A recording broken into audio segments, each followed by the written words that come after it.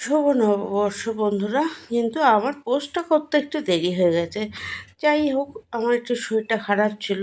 তো এখন আমি শুভ নববর্ষের দিন বিকেল 4টে বাজে, 4:56 হয়ে গেছে, আমরা সপরিবারে বেরিয়ে গেছি হালখাতা করতে। শুভ নববর্ষের দিন মানুষ কী করে? হালখাতা করতেই বেরোয়। তবে আমরা কাছে পিঠে কোথাও যাইনি, আমরা গেছি অনেকটা দূর। কোথায় বলো তো? সেই কালীঘাট। ওখানে গিয়ে একটা সোনার দোকানের মধ্যে, বলছি সোনার দোকানটার নামটাও আমি বলছি, ওই সোনার দোকানে গিয়ে আমরা একটা বই করেছিলাম।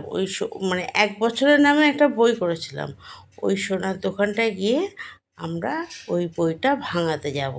এই দেখো, তোমাদের মুখে বলবো না, তোমরা দেখে নাও। এইটা হচ্ছে শ্যামসুন্দর জুয়েলার্সের দোকান। এই শ্যামসুন্দর জুয়েলার্সের দোকান, আমরা অনেক দিন ধরেই আমাদের একটা বই করা থাকে, বছরের বই। সেই বছরের বইটা আমরা 1 বছর পর পর এরকম এনে ভেঙে এক একটা করে গহনা তৈরি করি। কত সুন্দর সুন্দর গহনা! দেখতে মেয়েদের গহনাতেই ভালো লাগে। কি আর বলবো, দেখলে তো মনে হয় এটা নিই, ওটা নিই, এটা নিই, কিন্তু আকাশ ছোঁয়া দাম। সব তো আর নিতে পারি না। তার জন্য একটা স্কিম করি, এই স্কিমেই আস্তে আস্তে যেটা ভালো লাগে সেটা নিই। কিন্তু এবার আমার ভালো লাগাটা একটু উচ্চ স্তরে ছিল। এই আজকের ভালো লাগাটা আমার একটু হীরের দিকে ছিল। আমার মেয়েরও করা, মেয়েও নেবে, আমিও নেব, দুজনে মিলেই নিই।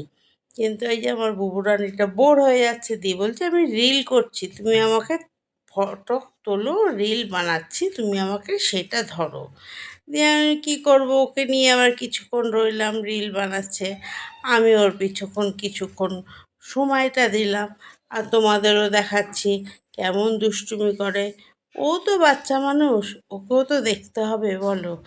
এই যেমন কাজ তেমন শুরু, সব জিনিস নিয়ে আমরা বেরিয়ে পড়েছি। কিন্তু এখানে না তোমাদের দেখানো উপায় হলো না গো। যা দেখাবো ঘরে এসে দেখাবো, চলো।